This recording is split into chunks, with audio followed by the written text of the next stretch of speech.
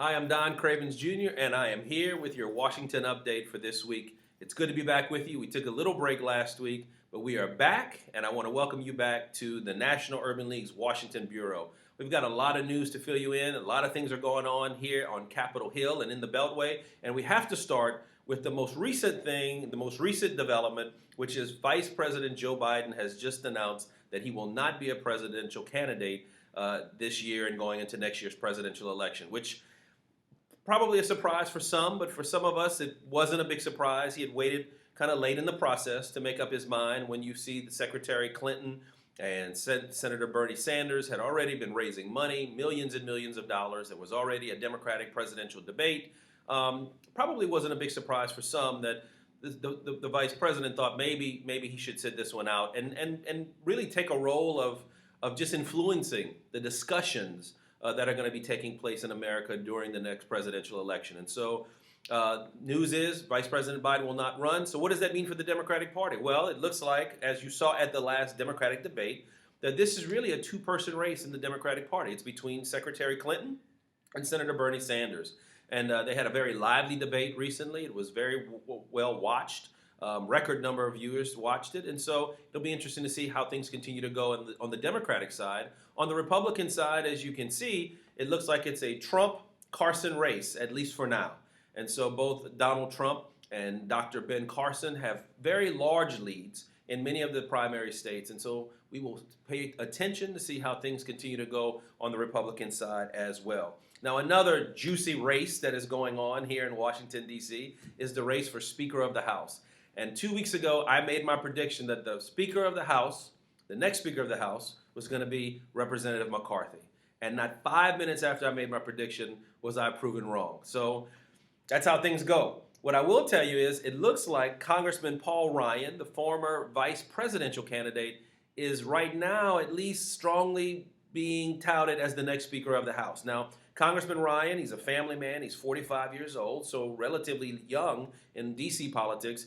He's got some conditions, and he's told the Republican conference and the Republican members of Congress, I will consider being the Speaker of the House if a couple of conditions are met. The biggest condition is he wants all three factions of the Republican Party to agree that he should be the Speaker. And those three factions are the Freedom Caucus. The Freedom Caucus is the Tea Party wing, or the most conservative part of the Republican Party. The Study Committee, which is the conservative but the mainstream conservative part of the Republican Party, and then the moderate group of Republicans. They're known as the Tuesday Group. And Congressman Ryan has said, if the three groups come together and say they want me to be the Speaker, then I'll run for Speaker.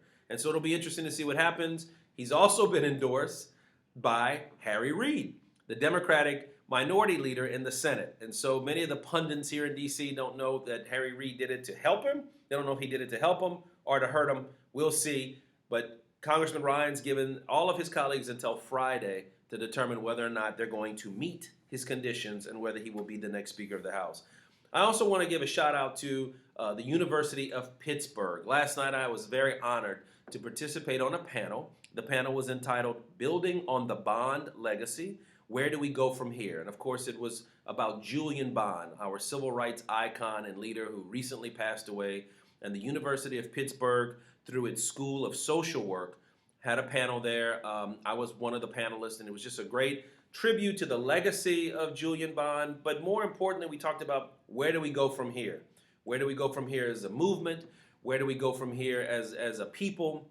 How do we embrace movements like Black Lives Matter? How do we take all of those energies? And then what can we learn from what Julian Bond stood for and what he did for the movement so that we can go forward? And so I want to thank Dean Larry Davis, who actually got my name from this blog, this video blog. He saw it and he said, I want that guy to come and testify. So Dean Davis, thank you so much for inviting me. It was a great experience, and thank you for your work that you're doing at the University of Pittsburgh. And thanks for bringing continued attention to the life and legacy of our hero, Julian Bond.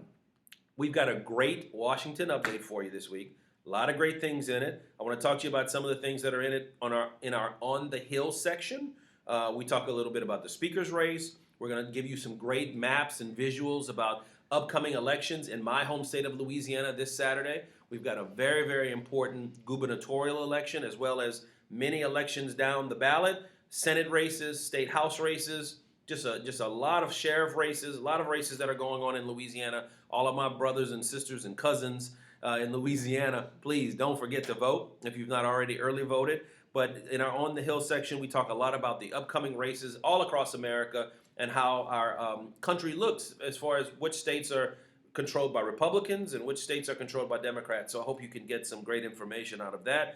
We also have a great story on a Twitter chat that we did on Columbus Day. Our millennials in our office here were very involved in a Twitter chat where they were talking about retirement options. Yes, our millennials here are already talking about retirement options. Never too early to plan for retirement options.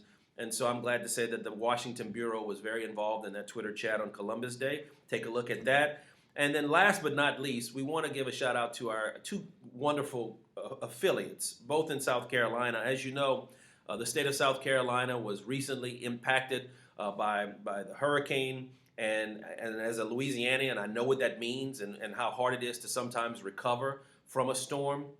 But the Urban League, particularly our two affiliates in South Carolina, in Charleston and Columbia, were very involved in the recovery, in helping people get back in their homes and helping give people the resources they need. So our affiliate spotlight this week is going to spotlight our good friend Otha Meadows in Charleston and JT McLawhorn in Columbia. Gentlemen, great job, great teams. Continue the great work, and may God continue to bless you as you continue to recover. It's not an overnight type of recovery. So God bless your affiliates as you continue to recover. Well, ladies and gentlemen, that's going to do it for our Washington Update, my blog. But please look through our weekly update. Look through the update. Great information. If we can ever be of assistance here at the Washington Bureau, please don't hesitate to contact us. Again, thanks for what you do in and for the movement. I'll see you next week.